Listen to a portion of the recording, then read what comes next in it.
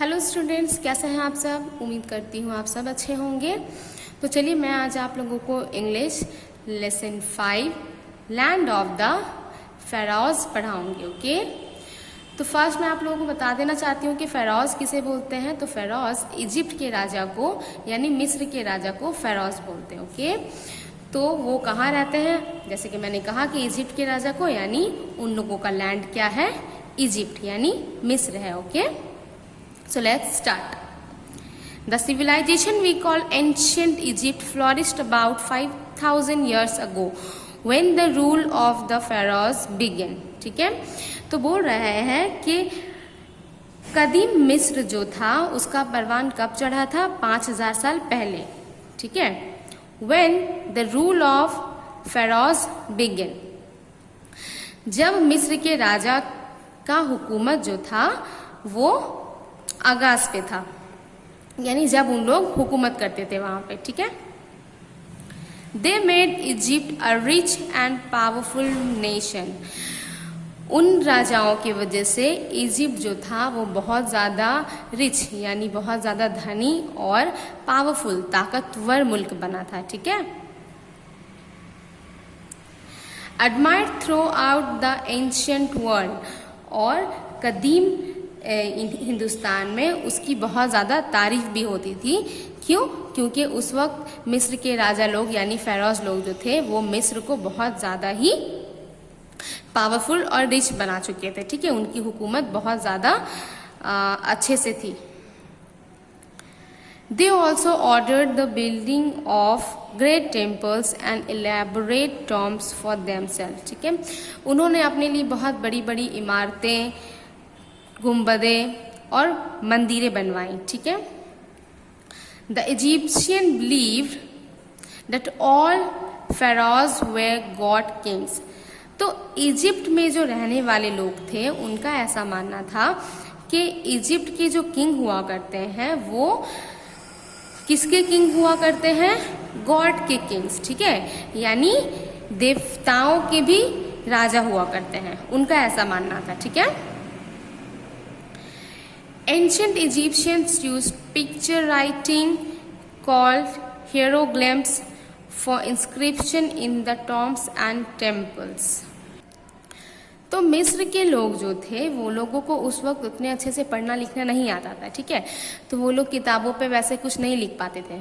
तो वो लोग क्या करते थे कि जब वो मंदिर या फिर गुंबद कुछ भी बनता था या कोई भी बड़ी इमारतें बनती थी तो वो लोग उस पर लिखा करते थे और पिक्चर के जरिया वो लोग सारी चीज़ों को बयान करते थे। ठीक है,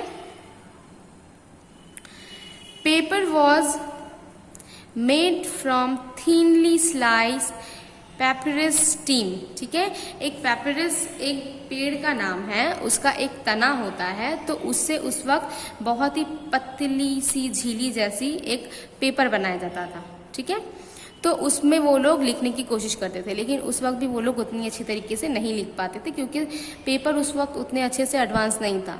तो वो लोग किस पे लिखा करते थे, जैसे कि मैंने आप लोगों को बता दिया है कि दीवारों पे पिक्चर ड्रॉ करके वो लोग लिखा करते थे, बहुत सारी चीज़ें वैसे बयान करते थे। ठीक है, okay, so the following tale in pictures describe the child's wonder as he visits Egypt for the first time. तो आज हम लोग जो कहानी पढ़ेंगे ये आप लोगों के लिए बहुत ज़्यादा इंटरेस्टिंग होने वाला है। क्यों? क्योंकि ये आप ही की तरह एक क्लास 6 में पढ़ने वाले एक बच्चे की कहानी है जो फर्स्ट टाइम इजिप्ट यानी मिस्र घूमने के लिए गया था और उसने बहुत सारे अजीब व गरीब यानी बहुत सारे चौंकने वाली चीज़ें भी देखी। ठीक है, तो it gonna be so interesting. Okay, so next क्या है, rearrange the letters to form meaningful words and write them in the given spaces. यहाँ पे आप लोग देख सकते हो कि कुछ वर्ड्स लिखे हैं जो कि रॉन्ग है। ठीक है, तो आपको इसे रीअरेंज करने हैं और एक मीनिंगफुल वर्ड बनाने हैं।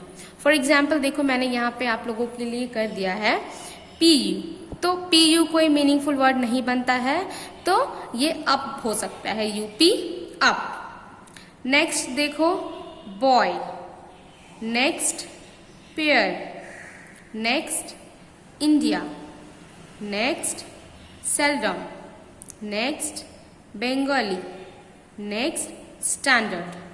ठीक है, ये मैंने आप लोगों को रीअरेंज कर दिया। आप लोग इसे खुद से करना। Circle the last letters of each word. क्या बोल रहा है?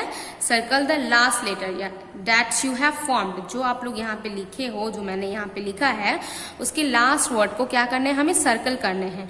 तो यहाँ पे यूपी अप का लास्ट कौन सा है? पी लास्ट है, तो सर्कल कीजिए। नेक्स्ट बॉय का लास्ट क्या है? वाई, वाई को सर्कल करो। इसी तरह से वाई लास्ट में जो भी वर्ड्स आ रहे हैं उसे हमें सर्कल करने हैं, तो सर्कल कर लीजिए आप लोग। Yes, Now write the circle letters in the given boxes to form a new word। अब आप लोग देखो यहाँ पे जो भी सर्कल किए हुए वर्ड्स है, तो ये एक पूरा न्यू वर्ड बना रहा है। ठीक है, तो हम लोगों को इस बॉक्स में लिखना है। यहाँ पे आप लोग देख सकते हो क्या बोल रहा है? पिरामिड, पिरामिड बन रहा है, राइट।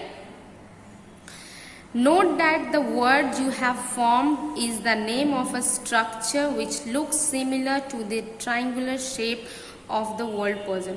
तो इस पजल में जो लिखा गया है, ठीक है, लास्ट वर्ड सर्कल वर्ड से जो हम लोग लिए हैं, जो पिरामिड लिखा है, तो ये ठीक उसी तरह से ही दिखता भी है। ठीक है, तो पिरामिड क्या है? पिरामिड एक स्ट्रक्चर है जो हम लोग नेक्स्ट क्लास में पढ़ेंगे, और ये इसी की तरह यानी त्रिकोण, तीन तरफ से घिरी हुई शक्ल को हम लोग त्रिकोण यानी ट्रायंगुलर बोलते हैं, है ना। तो ये उसी की तरह दिखता भी है। सो आज के लिए यहाँ मैं एंड करती हूँ। होप आप लोगों को समझ आया हो। ये रीअरेंज खुद से करना है आप लोगों को घर पे, और ये भी ओके। होप समझ आया हो। Thank you so much.